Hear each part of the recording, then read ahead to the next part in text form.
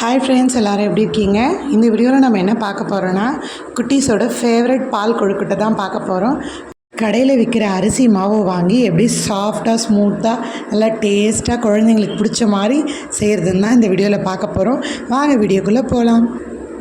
First நம்ம சேனலை subscribe பண்ண எல்லாருக்குமே ரொம்ப ரொம்ப நன்றி.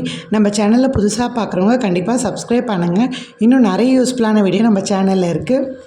அணில் அரிசி மாவு பாக்கெட் வாங்கி தான் அதை நான் பண்ணுறேன். பாக்கெட் மாவை எடுத்துக்கோங்க. கட் பண்ணி உங்களுக்கு தேவையான அளவுக்கு குவான்டிட்டி உங்களுக்கு எவ்வளோ வேணுமோ அந்த அளவுக்கு அரிசி மாவு போட்டுக்கோங்க.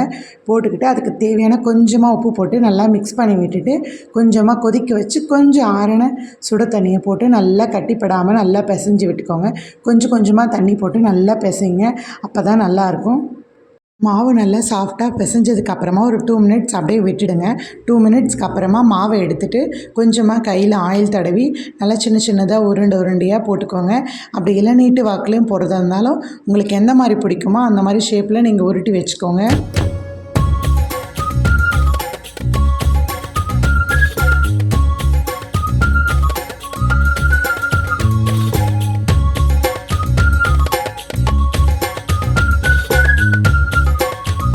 எல்லா மாவையும் சின்ன சின்னதாக உருட்டுனதுக்கு அப்புறமா ஒரு இட்லி பாத்திரத்தை எடுத்து தண்ணி நல்லா கொதிக்க விட்டுடுங்க. தண்ணி நல்லா கொதித்ததுக்கு அப்புறமா ஒரு இட்லி தட்டு வச்சு அதுக்கு மேலே துணி போட்டு அப்புறம் நம்ம உருட்டி வச்சுருக்கிற அந்த சின்ன சின்ன கொழுக்கட்டைங்களாம் அதில் போட்டு ஒரு 5 மினிட்ஸ் நல்லா வேக விட்டுடுங்க.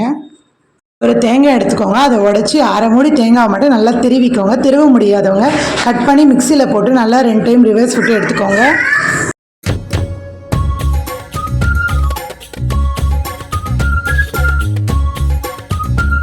3/4 லிட்டர் பால் எடுத்துக்கோங்க. அதை நல்லா சுண்டை காஞ்சி 1/2 லிட்டர் பால் ஆனதுக்கப்புறமா நம்ம துருவி வச்சுருக்க தேங்காவை அது கூட மிக்ஸ் பண்ணி விட்டுடுங்க. இந்த பால் கொழுக்கட்டை இன்னும் நல்லா திக்காக இருக்கணுன்றதுக்காக ஒரு 2 ஸ்பூன் அரிசி மாவை எடுத்துக்கோங்க. அந்த அரிசி மாவு கொஞ்சமாக தண்ணி விட்டு நல்லா மிக்ஸ் பண்ணி அந்த பாலோட கலந்து விட்டுக்கோங்க. இந்த மாதிரி நம்ம அந்த அரிசி மாவு அது கூட கலக்கிறப்ப பால் ரொம்ப திக்காகவும் நல்லா டேஸ்ட்டாகவும் இருக்கும்.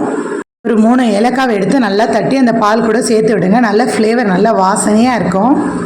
நம்ம ஆல்ரெடி வேக வச்ச பால் கொழுக்கட்டை நல்லா வெந்துட்டுருக்கோம். ஒரு 5 மினிட்ஸ்லேயே அதை எடுத்து தனியாக ஒரு பாத்திரத்தில் போட்டு வச்சுக்கோங்க.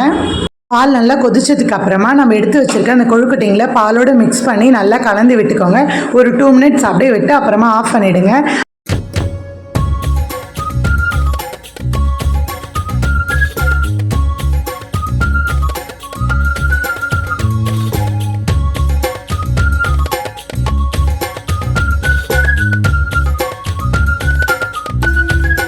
மினிட்ஸ்க்கு அப்புறமா அந்த கொழுக்கட்டையை எடுத்து சாப்பிட்டு பாருங்கள். ரொம்பவே சாஃப்டாக ஸ்மூத்தாக டேஸ்ட்டாக இருக்கும். உங்கள் குழந்தைங்களும் விரும்பி சாப்பிடுவாங்க. இந்த வீடியோ உங்களுக்கு பிடிச்சிருக்கும்னு நினைக்கிறேன். ஸோ மறக்காமல் நம்ம சேனலை சப்ஸ்கிரைப் பண்ணாதவங்க சப்ஸ்கிரைப் பண்ணுங்கள். கண்டிப்பாக லைக் பண்ணுங்கள், சப்போர்ட் பண்ணுங்கள். தேங்க்யூ.